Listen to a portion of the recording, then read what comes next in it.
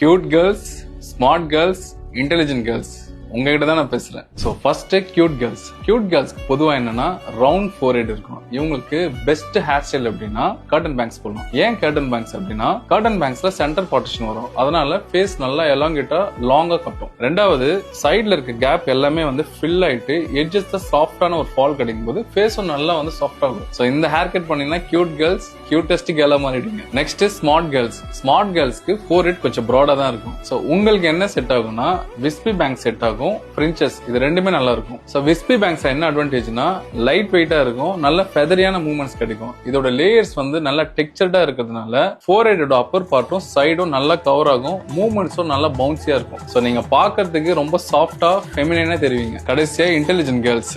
மோஸ்டா உங்களுக்கு வந்து ரெசிடிங் லைன் எம் ஷேப்ல இருக்கும். ஆக்சுவலா அறிவா இருக்கிற பொண்ணுங்க அழகா இருக்க மாட்டாங்கன்னு யார் சொன்னது? அந்த சீனே இனிமேல் கிடையாது. சோ நீங்க என்ன பண்ணலாம்னா கேஸ்கேடிங் சைட் ஃபிளிப் பேங்க்ஸ் பண்ணலாம். சோ இது எப்படி இருக்கும்னா ஒரு டீப் சைட் பார்ட்ல லேயர்ஸ் வந்து லாங்கா இருக்கும். சோ இதனால என்ன இருக்கும்னா அந்த எட்ஜ் பாயிண்டட் ஹேர் லைன்ஸ்ல வந்து ஹைட் ஆயிடும். சோ இது கூடவே ஒரு சாஃப்டான வேவ்ஸ் கிரியேட் ஆகுறதுனால மூவ்மெண்ட்ஸும் வால்யூமும் ஜாஸ்தியா இருக்கும். சோ இதுக்கப்புறம் அறிவும் அழகும் சேர்ந்து பொண்ண வெளியெல்லாம் தேட மாட்டாங்க. அதான் நீங்களே இருக்கீங்க. சோ நீங்க ஸ்மார்ட்டா கியூட்டா இல்ல இன்டெலிஜென்ட்டான்னு கமெண்ட்ல சொல்லுங்க.